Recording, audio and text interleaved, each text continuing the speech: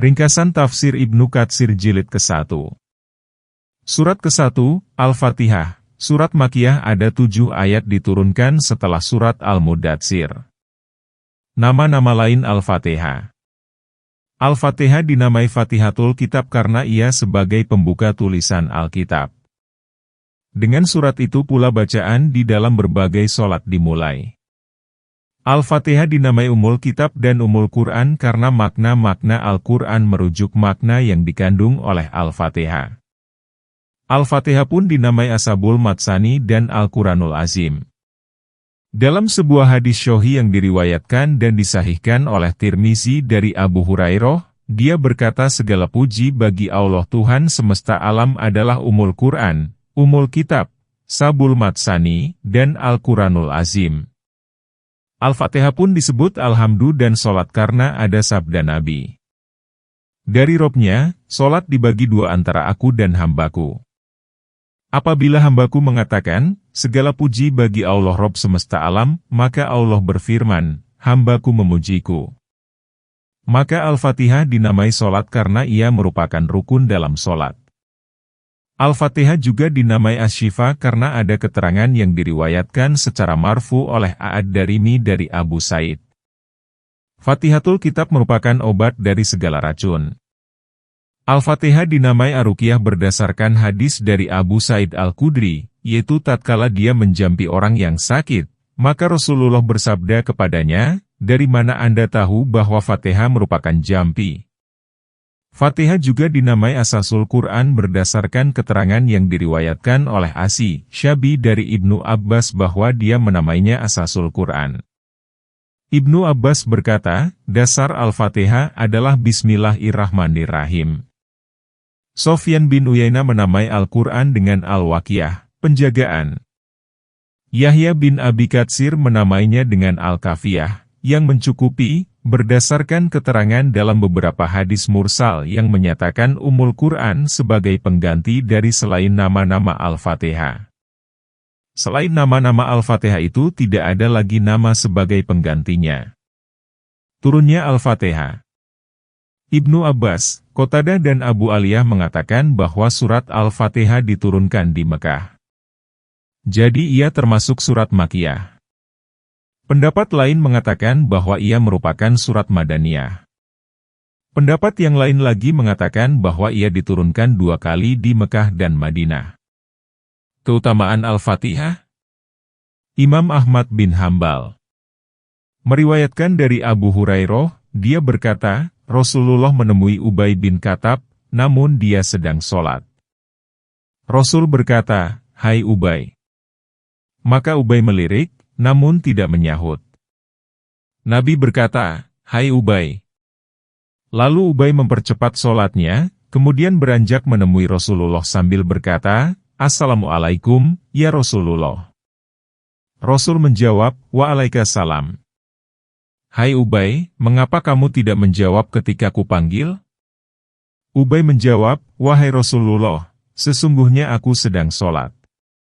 Nabi bersabda, apakah kamu tidak menemukan dalam ayat yang diwahyukan Allah Ta'ala kepadaku yang menyatakan, penuhilah seruan Allah dan seruan Rasul apabila Rasul menyeru kamu kepada sesuatu yang memberi kehidupan kepadamu. Surat Al-Anfal ayat 24. Ubay menjawab, ya Rasulullah, saya menemukan dan saya tidak akan mengulangi hal itu. Rasul bersabda, sukakah kamu bila kuajari sebuah surat yang tidak diturunkan surat lain yang serupa dengannya di dalam Taurat, Injil, Zabur, dan Al-Furqan? Ubay menjawab, saya suka, wahai Rasulullah. Rasulullah bersabda, sesungguhnya aku tidak mau keluar dari pintu ini sebelum aku mengajarkannya. Ubay berkata, kemudian Rasulullah memegang tanganku sambil bercerita kepadaku. Saya memperlambat jalan karena khawatir beliau akan sampai di pintu sebelum menuntaskan pembicaraannya. Ketika kami sudah mendekati pintu, aku berkata, ya Rasulullah, surat apakah yang engkau janjikan itu? Beliau bertanya, apa yang kamu baca dalam sholat? Ubay berkata, maka aku membacakan Ummul Quran kepada beliau.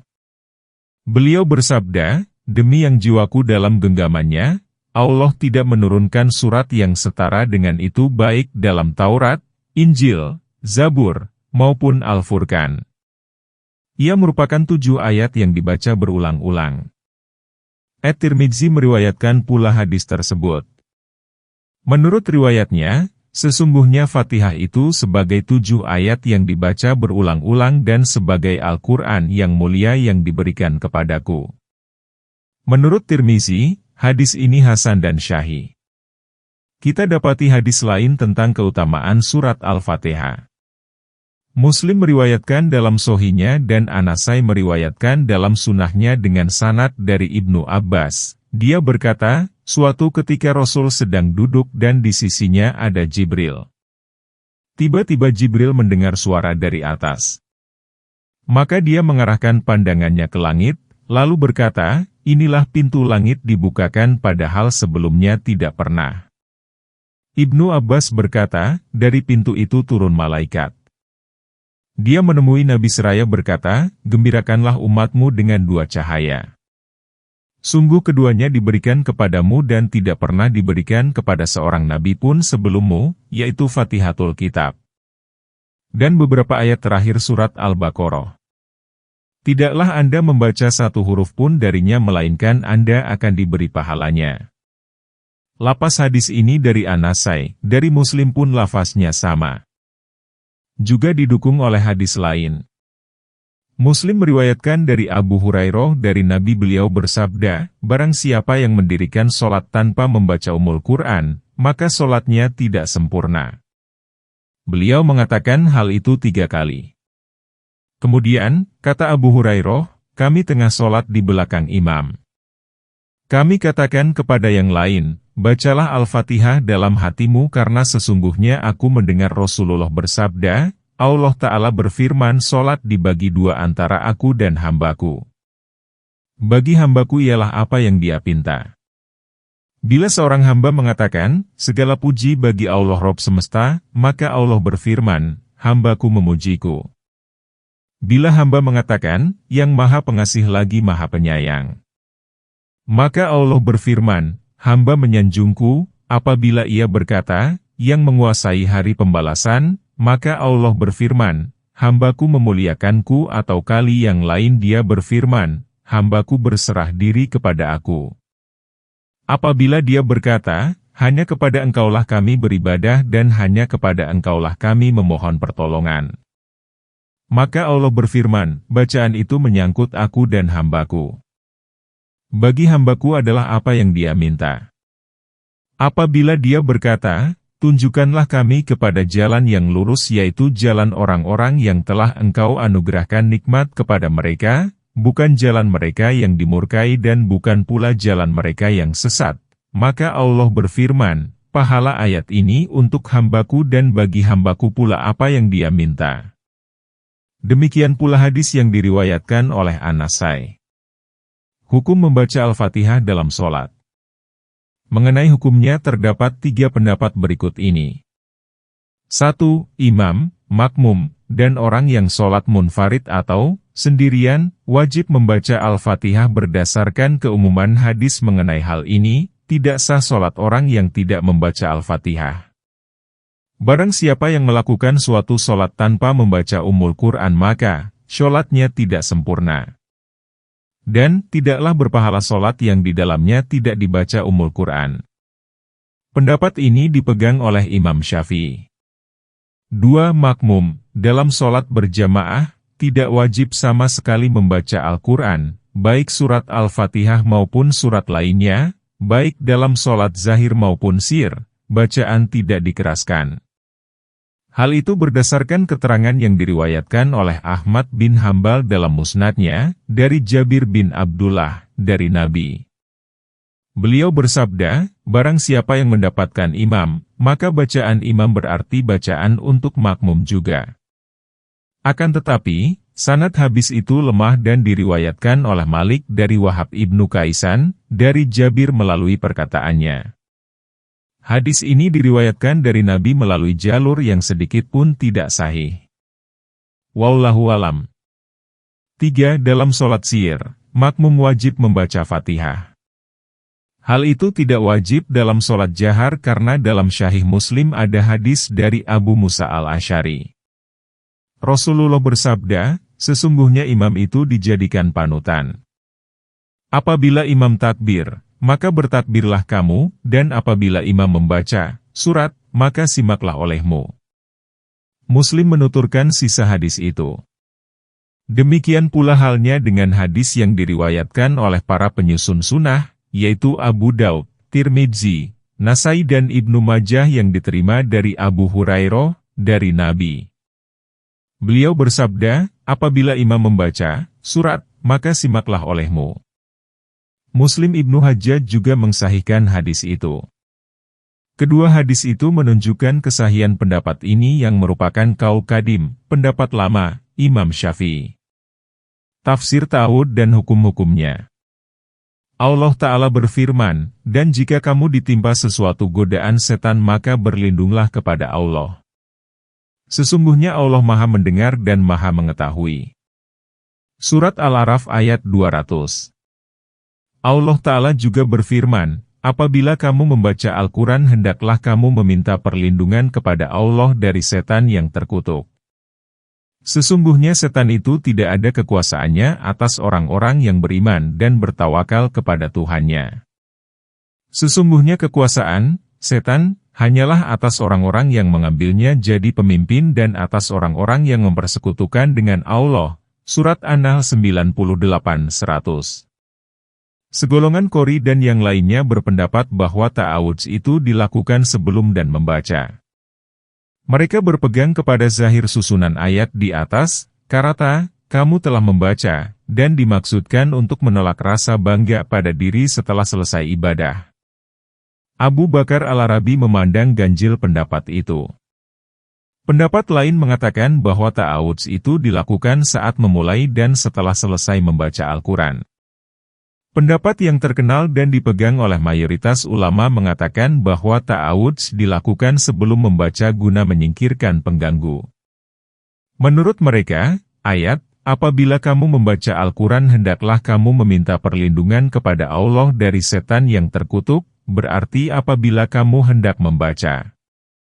Penafsiran demikian sama dengan penafsiran firman Allah, apabila kamu mendirikan sholat maka basuhlah wajahmu dan kedua tanganmu, maksudnya apabila kamu hendak mendirikan sholat. Penafsiran demikian didasarkan atas beberapa hadis dari Rasulullah. Ahmad bin Hambal meriwayatkan dari Abu Sa'id Al-Khudri, dia berkata, apabila Rasulullah hendak mendirikan sholat malam maka beliau membuka sholatnya, bertakbir, dan berkata, Maha suci Engkau, ya Allah, dengan segala pujianmu. Maha suci namamu dan maha tinggi kemuliaanmu. Tidak ada Tuhan melainkan Engkau. Kemudian beliau bersabda, tidak ada Tuhan kecuali Allah, sebanyak 3 kali. Lalu bersabda, aku berlindung kepada Allah yang maha mendengar lagi maha mengetahui dari setan yang terkutuk, dari godaannya, tiupannya, dan hembusannya. Hadis itu diriwayatkan juga oleh para penyusun sunnah yang 4 melalui riwayat Ja'far bin Sulaiman dari Ali bin Ali Ar-Rifai al-Yashkuri. Tirmidzi mengatakan bahwa hadis itu merupakan yang paling terkenal dalam bidang ini. Abu Hanifah dan Muhammad berpendapat bahwa ta'awudz hanya untuk membaca Al-Quran, dan Abu Yusuf mengatakan bahwa ta'awudz justru dibaca untuk sholat. Di antara manfaat ta'awudz, artinya aku berlindung dari godaan setan yang terkutuk. Ialah untuk mensucikan mulut dari perkataan yang sia-sia dan buruk yang biasa dilakukannya dan untuk mengharumkannya. Ta'awudz digunakan untuk membaca firman Allah. Ta'awudz berarti meminta perlindungan kepada Allah dan sebagai pengakuan atas kekuasaannya, kelemahan hamba, dan ketidakberdayanya dalam melawan musuh yang nyata, namun bersifat batiniah, dan tidak ada yang kuasa untuk menolak dan mengusirnya kecuali Allah sebagai zat yang telah menciptakannya. Setan tidak dapat dibentengi dan tidak mengenal kebaikan. Hal itu berbeda dengan musuh dari jenis manusia. Tatkala setan dapat melihat manusia, sedang manusia tidak, maka dia harus meminta perlindungan kepada zat yang dapat melihatnya. Sedang setan sendiri tidak dapat melihatnya. Maksud, aku berlindung kepada Allah dari setan yang terkutuk, ialah aku memohon perlindungan kepada sisi Allah dari setan yang terkutuk agar ia tidak membahayakan agamaku dan duniaku, atau menghalang-halangi diriku dari melaksanakan kebaikan yang diperintahkan, atau mendorongku untuk melakukan perkara yang dilarang. Sesungguhnya setan itu tidak bisa dicegah dari manusia kecuali oleh Allah. Oleh karena itu, Allah menyuruh berta'awudz kepadanya dari setan. Jumhur ulama mengatakan bahwa ta'awudz bersifat anjuran atau sunnah, bukan keharusan sehingga berdosa bila meninggalkannya. Ibnu Sirin berkata, apabila seorang berta'awudz sekali seumur hidup, maka hal itu memadai untuk menggugurkan kewajiban, dan bahwa Rasulullah mendakwakan ta'awudz. Ta'awudz dapat menolak setan. Sesuatu yang tidak dapat menuntaskan kewajiban kecuali dengan sesuatu itu, maka melakukan sesuatu itu wajib. Ta'awudz yang zahir dan sihir adalah sama saja maknanya. Demikian menurut Imam Syafi'i. Setan terambil dari sadhana, bila dia menjauh. Setan itu jauh dari segala kebaikan karena tabiat dan kefasikannya. Sedangkan ar-rajim artinya setan itu dirajam dan diusir dari segala kebaikan. Dengan menyebut nama Allah yang Maha Pemurah lagi Maha Penyayang. Abu Daud meriwayatkan dengan sanad yang sahih dari Ibnu Abbas bahwa Rasulullah tidak mengetahui pemisah surat sehingga diturunkanlah Bismillahirrahmanirrahim. Para ulama sepakat bahwa ia merupakan bagian dari surat An-Naml, namun mereka berikhtilaf. Perbedaan, apakah basmalah itu merupakan ayat yang tersendiri pada awal setiap surat, ataukah kesendiriannya itu hanya dalam surat Al-Fatihah dan tidak pada surat lainnya atau ia merupakan pemisah di antara surat. Pendapat yang paling sahih menyatakan bahwa ia merupakan pemisahan antara surat, sebagaimana tadi dikemukakan oleh Ibnu Abbas yang diriwayatkan dari Abu Daud. Barang siapa yang berpandangan bahwa ia termasuk Fatihah, berarti ia berpendapat bahwa membacanya harus zahar dalam sholat. Dan orang yang tidak berpendapat demikian, berarti membacanya secara sir, tidak keras.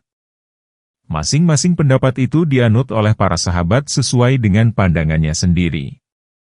Keterangan yang menegaskan ihwal khalifah yang 4 menyebutkan bahwa mereka menasirkan basmalah, demikian pula beberapa kelompok tabi'in salaf dan halaf. Mensirkan basmalah juga merupakan mazhab Abu Hanifah, At-Tsauri, dan Ibnu Hambal. Menurut Imam Malik basmalah itu tidak perlu dibaca, baik secara sir maupun zahir. Kesimpulannya sholat orang yang membaca basmalah secara sir dan zahir adalah sah. Hal ini berdasarkan riwayat dari Nabi dan kesepakatan para imam. Keutamaan basmalah. Dalam tafsirnya, Imam Abu Muhammad Abdurrahman bin Abi Hatim meriwayatkan dengan sanadnya dari Utsman bin Affan, Rasulullah ditanya tentang Bismillahirrohmanirrohim, maka beliau menjawab, ia merupakan salah satu nama Allah. Jarak antara dia dan nama yang agung itu hanyalah seperti jarak antara bagian hitam dan bagian putih pada mata. Karena demikian dekatnya. Waqi meriwayatkan dengan sanadnya dari Ibnu Mas'ud, dia berkata, barang siapa yang ingin diselamatkan dari Zabaniyah yang berjumlah 19 itu, bacalah Bismillahirrohmanirrohim, niscaya Allah akan menjadikan setiap hurufnya sebagai benteng bagi si pembaca dari setiap Zabaniyah. Keterangan itu diceritakan pula oleh Ibnu Athiyah dan Al-Qurtubi. Kemudian Ibnu Athiyah menunjang dan menguatkan keterangan itu dengan hadis, sesungguhnya aku melihat sebanyak 33 malaikat yang membuat mereka tergesa-gesa karena ucapan seseorang, Tuhan kami, bagi engkaulah segala puji sebagai pujian yang banyak baik dan mengandung berkah, karena kalimat itu berjumlah 33 huruf. Dari hadis Bishr bin Imarah, dari Adi Dahak, dari Ibnu Abbas, dia berkata, sesungguhnya perkara yang pertama kali diturunkan Jibril kepada Muhammad ialah ucapannya, Hai Muhammad, katakanlah, aku berlindung kepada yang maha mendengar lagi maha mengetahui dari setan yang terkutuk. Kemudian Jibril berkata, katakanlah Bismillahirrohmanirrohim. An-Nasai meriwayatkan dalam Al-Yaum wal Lailah dan Ibnu Mardawi dalam tafsirnya, dari hadis Khalid Al-Hadza, dari Al-Hujaimi, dari Abu Malih bin Usamah bin Umair, dari ayahnya, dia berkata, aku membonceng pada kendaraan Nabi. Karena terjatuh. Aku berkata, setan celaka. Maka beliau bersabda, jangan berkata demikian karena setan akan membesar hingga sebesar rumah tetapi katakanlah, Bismillah, karena ia akan mengecilkan seperti lalat. Hal itu karena pengaruh dari berkah basmalah. Disunahkan membaca basmalah ketika masuk WC, memulai wudu, makan, dan menyembelih. Khusus untuk menyembelih, sebagian ulama mewajibkannya. Disunahkan pula ketika hendak berjimak karena ada keterangan dalam Sahihain dari Ibnu Abbas bahwasanya Rasulullah bersabda, apabila kamu hendak mencampuri istrimu, maka katakanlah, dengan nama Allah, ya Allah jauhkanlah kami dari setan dan jauhkan setan dari apa yang Engkau anugerahkan kepada kami. Jika Allah mentakdirkan anak melalui hubungan keduanya, maka anak itu tidak akan diganggu setan selamanya. Bukhari dan Muslim. Kata Allah merupakan lambang untuk Rob, yakni nama untuk Rob yang maha suci lagi maha tinggi. Pendapat lain mengatakan bahwa Allah sebagai Ismul Asyam karena Allah disifati oleh seluruh sifat, sebagaimana terdapat dalam firman Allah, dialah Allah yang tiada Tuhan, yang berhak disembah, melainkan Dia. Yang mengetahui yang gaib dan yang nyata, dialah yang maha pemurah lagi maha penyayang. Dialah Allah yang tiada Tuhan, yang berhak disembah, kecuali Dia, Raja yang maha suci, yang maha sejahtera, yang mengaruniakan keamanan, yang maha memelihara, yang maha perkasa, yang maha kuasa, yang memiliki segala keagungan, maha suci Allah dari apa yang mereka persekutukan. Dialah Allah yang menciptakan, yang mengadakan, yang membentuk rupa, yang mempunyai nama-nama yang paling baik. Bertasbih kepadanya apa yang ada di langit dan apa yang ada di bumi. Dan dialah yang maha perkasa lagi maha bijaksana. Surat Al-Hasyr, 22-24. Dalam Sahihain disebutkan dari Abu Hurairah bahwa Rasulullah bersabda, sesungguhnya Allah memiliki 99 nama, 100 kurang 1. Barang siapa yang menghitungnya, maka dia masuk surga. Ar-Rahman Ar-Rahim merupakan dua nama yang diambil dari kata Ar-Rahma, dan bentuk kedua kata itu untuk menunjukkan makna, sangat. Ar-Rahman lebih tegas daripada Ar-Rahim. Ar-Rahman merupakan isim mustaq, dan ini berbeda dengan orang yang memandangnya bukan isim mustaq, artinya orang yang berilmu. Pembahasan hal ini secara rinci insya Allah akan dikemukakan dalam penafsiran Ar-Rahman Ar-Rahim pada surat Al-Fatihah. Hanya kepadanyalah kita memohon taufik dan berserah diri. Segala puji kepunyaan Allah, Rob semesta alam. Ayat 1. Segala puji kepunyaan Allah, yakni rasa syukur hanya dipersembahkan kepada Allah semata, bukan kepada perkara yang disembah selain Dia dan bukan kepada seluruh perkara yang diciptakannya, karena Dia telah menganugerahkan nikmat kepada hamba-hambanya yang tak terhingga jumlahnya dan tidak ada seorang pun, selain Dia, yang mengetahui jumlahnya. Serta tidak seorang pun di antara mereka yang berhak menerima rasa syukur. Oleh karena itu, bagi Rob kitalah segala puji, baik pada masa awal maupun akhir. Alif, dan, lam, pada alhamdu ditujukan untuk mencakup segala jenis dan ragam pujian itu kepunyaan Allah Ta'ala, sebagaimana dikatakan dalam hadis, ya Allah, kepunyaan Engkaulah seluruh puji, kepunyaan Engkaulah seluruh kerajaan, dalam kekuasaan Engkaulah segala kebaikan, dan kepada Engkaulah segala urusan itu kembali. Al-Hadis. Rob semesta alam. Ar-Rob artinya zat yang memiliki dan mengelola. Kata Ar-Rob dengan dimakrifatkan oleh alif dan lam hanya dikatakan untuk Allah Ta'ala. Kata Rob tidak boleh digunakan untuk selain Allah kecuali dengan diisyafatkan kepada kata lain, misalnya Rob Budar, pemilik dan pengelola rumah, dan Rob Busayf, orang yang memiliki dan merawat pedang.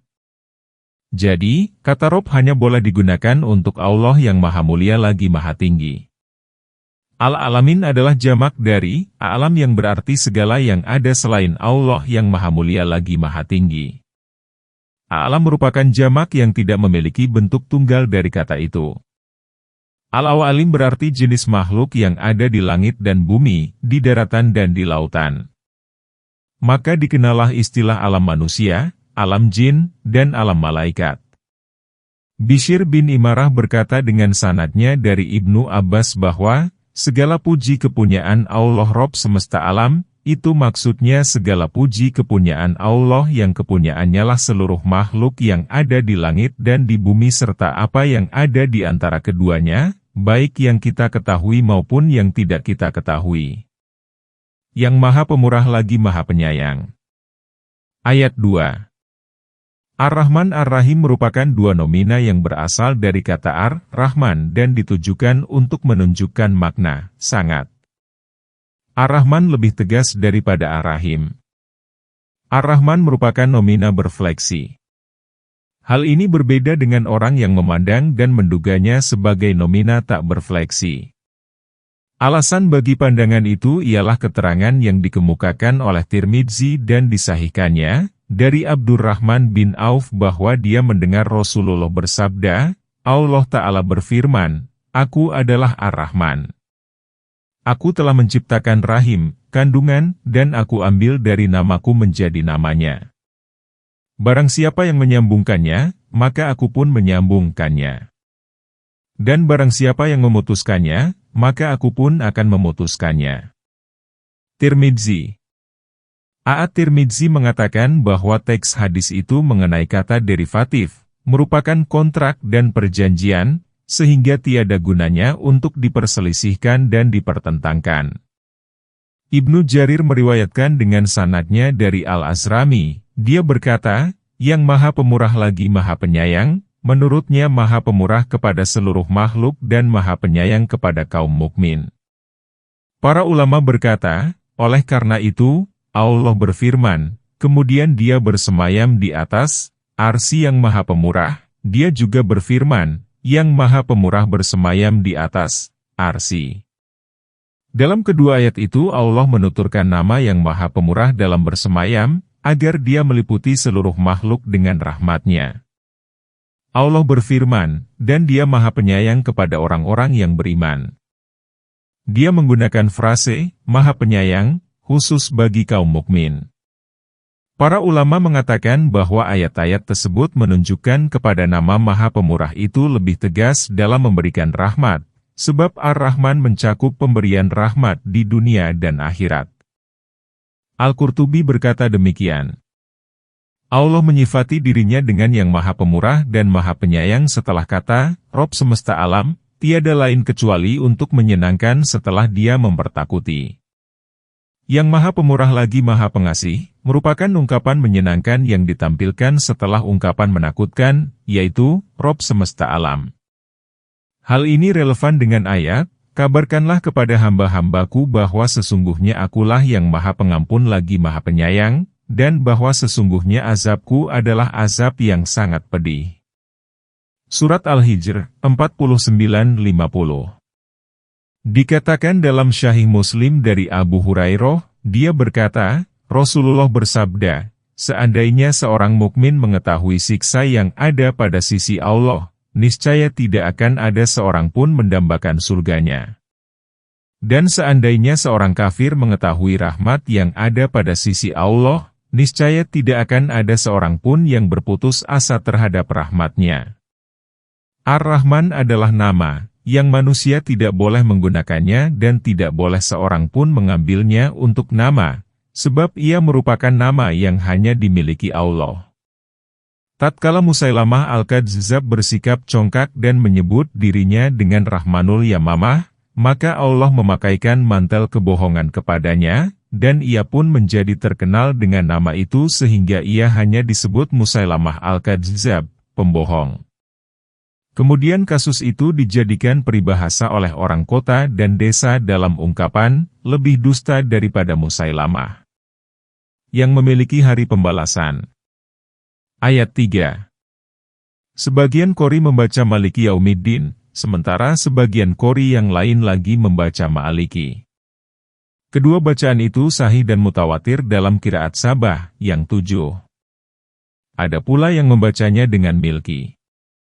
Penghususan kepemilikan hari akhirat tidaklah kepada hari akhirat saja, tanpa hari dunia. Dia adalah pemilik hari dunia dan akhirat, karena sebelumnya sudah diinformasikan bahwa dia adalah Rob alam semesta yang berarti meliputi dunia dan akhirat.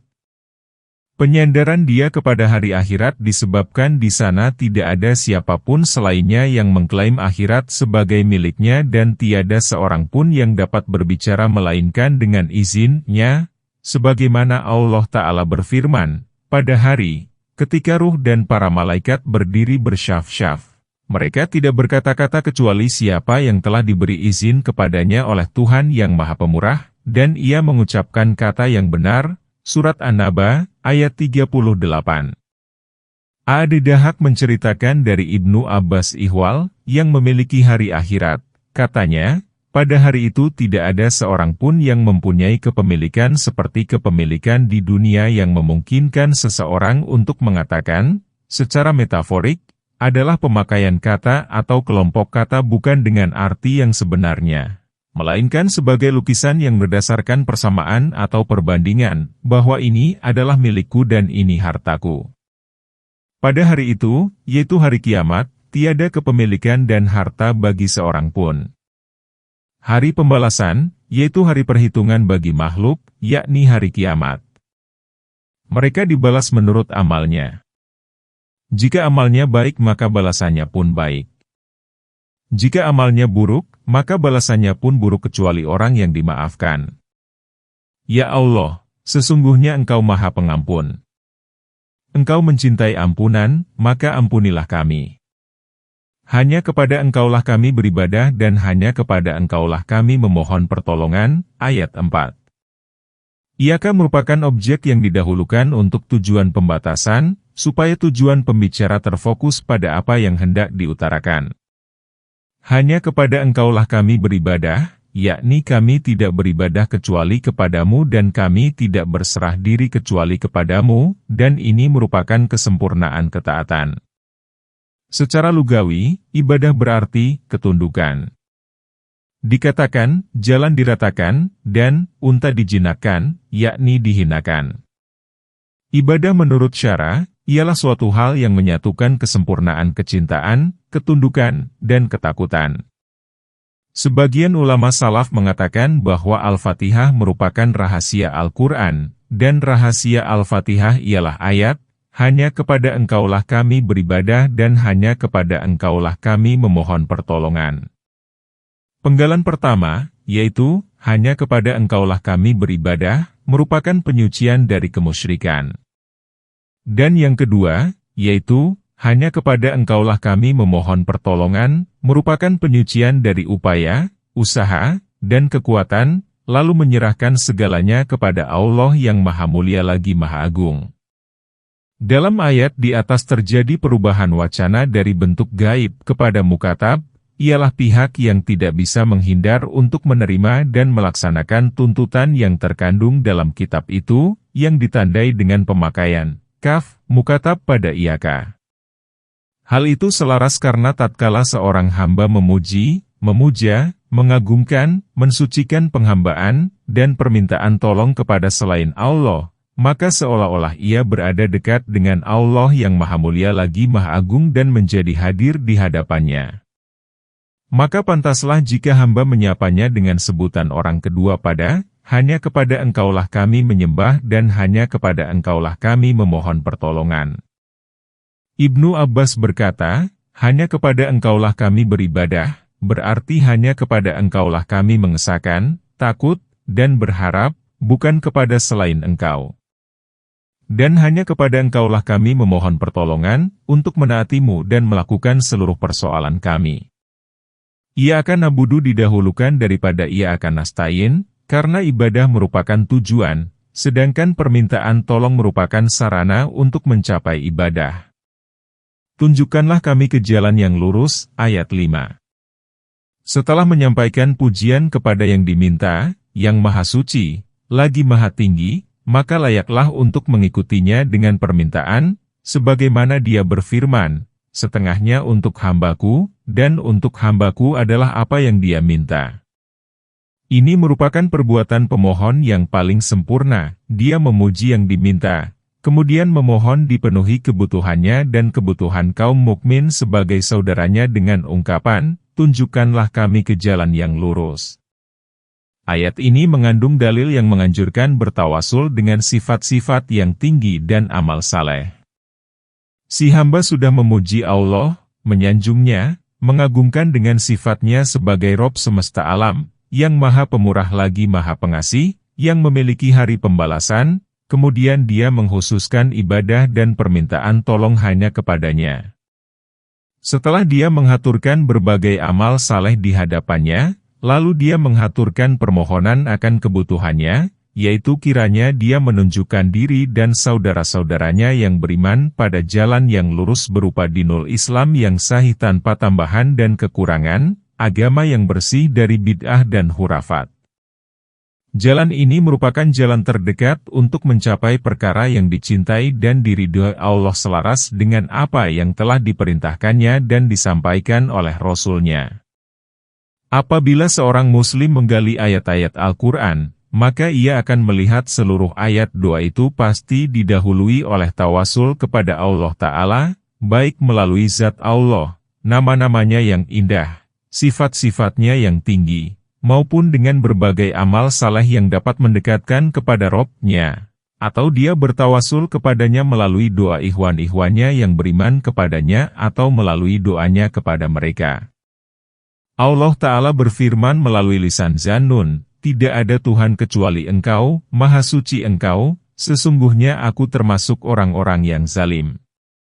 Tatkala Zannun ditelan ikan, dia tidak menemukan cara tawasul yang paling jitu kecuali dengan mengesahkan dan mensucikannya serta menetapkan dan mengakui dosanya yang telah menzalimi dirinya sendiri. Pengakuan atas dosa yang dibarengi dengan penyesalan atas hal-hal yang luput adalah sekedudukan dengan bertobat kepada Allah. Tobat, tentu saja, merupakan salah satu induk amal saleh yang diterima Allah sebagai saran untuk meraih maghfirah. Banyak sekali ayat Al-Quran yang membuktikan perkara itu. Di antaranya adalah firman Allah melalui lisan Adam dan Hawa tatkala keduanya melakukan kesalahan, pelanggaran, keduanya berkata, "Ya Tuhan kami telah menganiaya diri kami sendiri, dan jika Engkau tidak mengampuni kami dan memberi rahmat kepada kami niscaya pastilah kami termasuk orang-orang yang merugi." Surat Al-A'raf, ayat 23. Itu merupakan kata-kata yang diterima Adam dari Tuhannya, kemudian dia bertobat kepadanya. Demikian pula firman Allah, "Ya Tuhan kami, sesungguhnya kami mendengar seruan yang menyeru kepada iman, yaitu, berimanlah kamu kepada Tuhanmu, maka kami pun beriman." Tidak diragukan lagi bahwa iman kepada Allah dan Rasulullah merupakan pokok amal saleh.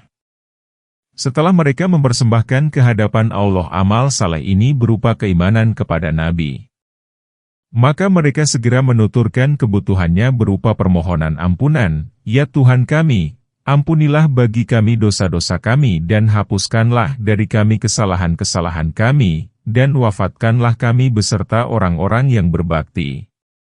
Surat Ali Imran, ayat 193, ini merupakan pengajaran dari Allah Ta'ala ihwal cara bertawasul kepadanya, yaitu, jalan orang-orang yang telah Engkau anugerahkan nikmat kepada mereka, ayat 6, bukan jalan mereka yang dimurkai dan bukan pula jalan mereka yang sesat. Ayat 7. Penggalan jalannya orang-orang yang telah Engkau anugerahkan nikmat kepada mereka, menafsirkan jalan yang lurus. Orang-orang yang telah dianugerahi nikmat oleh Allah adalah mereka yang dituturkan dalam surah An-Nisa, dan barang siapa yang menaati Allah dan Rasul-Nya, mereka itu akan bersama-sama dengan orang-orang yang dianugerahi nikmat oleh Allah, yaitu nabi-nabi, para syiddiqin, orang-orang yang mati syahid, dan orang-orang yang saleh. Dan mereka itulah teman yang sebaik-baiknya. Yang demikian itu adalah karunia dari Allah, dan Allah cukup mengetahui. Surat An-Nisa, ayat 69-70. Ad-Dahhak menceritakan dari Ibnu Abbas, jalannya orang-orang yang telah engkau anugerahi nikmat atas mereka karena menaati dan menyembahmu, yaitu dari kalangan para malaikatmu, nabimu, syiddiqin, orang-orang yang mati syahid, dan orang yang saleh. Hal ini setara dengan firman Rabb kita, dan barang siapa menaati Allah dan Rasul-Nya, mereka itu bersama dengan orang-orang yang dianugerahi nikmat oleh Allah. Surat An-Nisa, ayat 69.